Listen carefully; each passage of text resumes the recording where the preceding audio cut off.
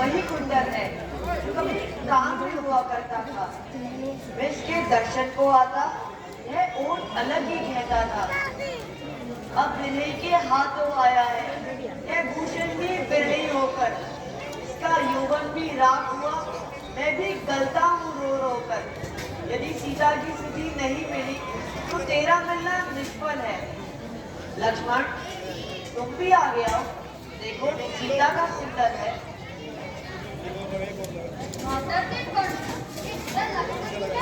प्रणाम करता है।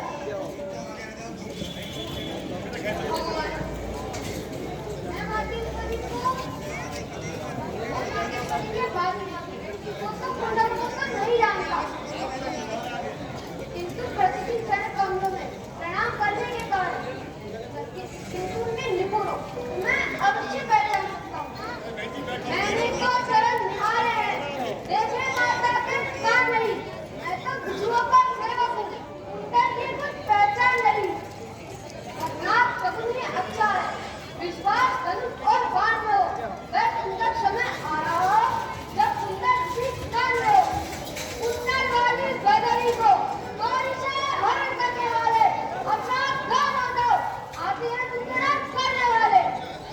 सीता की सच्ची नाय नाचेंगी मेरे प्राणों पर और महलों में सोने वाले हम लाए बाणों पर। बताओ प्रत्येक, मैं राक्षस मेरी प्राणी सीता को किस और ले गया है? मैं किस देश में रहता है? इसके कारण मैं समस्त राक्षसों पर संहार करूंगा। इसने सीता का हरण करके मेरे क्रोध को भड़काया है। इसने के जीवन का विनाश करने के लिए निश्चय ही मौत का दरवाजा खोल दिया है। तो मुझे सब पता बताओ, मुझे परिवार सहित जब लोग पहुंचा दूंगा। भगवान, मैं यह तो नहीं जानता कि वह दुष्ट राक्षस कहाँ और किस देश का है, किंतु आपके सामने मैं एक प्रतिज्ञा करता हूँ कि ऐसा यज्ञ करूंगा जिससे मिथिलेश तुम्हारी आपको शीघ्र ही मिल जाएंगी। मैं हाथ जोड़कर विनय करूं, आपसे अनुरोध करता हूं कि आप शोक को त्याग करके धैर्य धारण करें। सखे, एक स्नेही और हितैषी व्यक्ति को जो कुछ करना चाहिए वही तुमने किया है। तुम्हारे आश्वासन से मेरी चिंता जाती रही है। अब पहले मुझे यह बताओ कि तुम इस प्रकार छुपे में क्यों रह रहे हो? जब से हम ऋषि को पाए हैं तुम्हें उदास ही पाते हैं।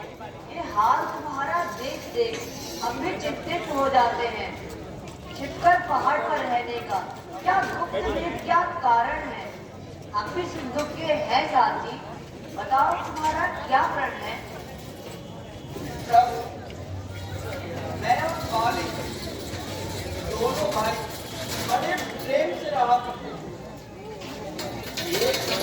एक राक्षस मालिक को युद्ध में नरकारा था। मालिक को पलायन सब सहन था। मालिक उससे जा भिड़ा। दोनों में घमासान युद्ध चल रहा था। अंत में वह राक्षस भागकर एक गुफा में जा छुपा।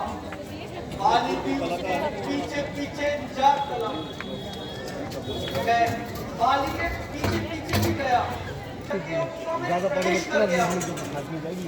मैं वहाँ पास कर रहा हूँ।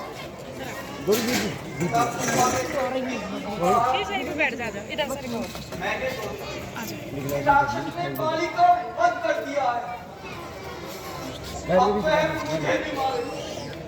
इसलिए मैं गुफा के द्वार एक भारी शिला रखाया और वापस आ गया। यहाँ पंक्ति बिना राजा के काज जबरदस्ती मुझे सिंहासन पर बिठाया।